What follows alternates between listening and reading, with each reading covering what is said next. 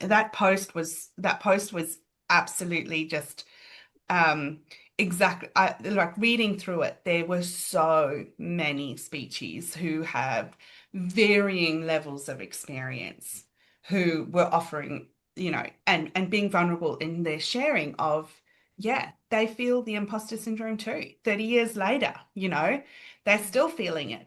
So, what I've done a lot of work with different business coaches around imposter syndrome. And one of the things that is a perspective that I took from one of them was imposter syndrome has got a terrible name, first of all, but actually it is a really critical part of ensuring that we do hold ourselves to high standards and high ethics in the work that we do. And if we can actually turn it around to being something that shines a positive light, we can shine a positive light on rather than it being a debilitating thing, which it can absolutely be, because it can hold us in a space of fear. But if we can take it as our own standard checking and see that as a positive that, oh, yeah, actually, everybody has this thing that's going on for them. And that little thing, that little voice in your head, that's the opportunity for you to go, is that actually true?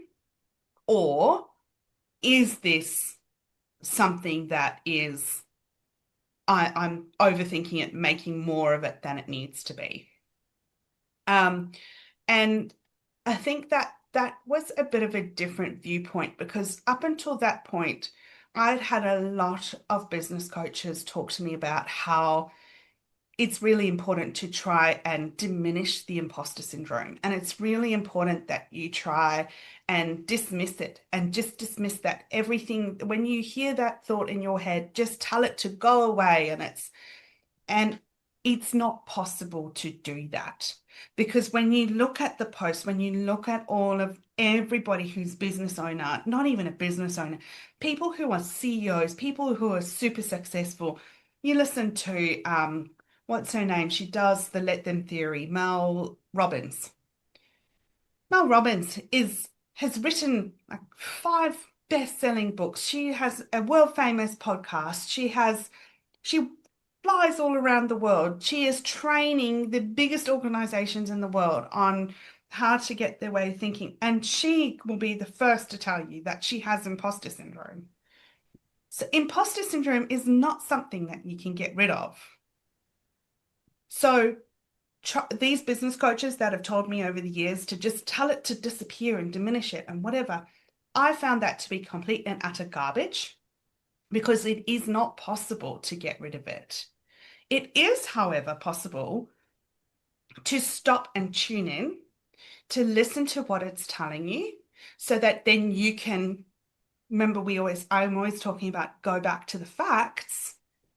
You can then go back to the facts and go, let's fact check this. Actually, I do know what I'm talking about here. So thank you for raising the flag, but I'm okay. But there's going to be other times when the flag gets raised and you go, you know what? You're actually right. I don't actually know enough about this particular topic.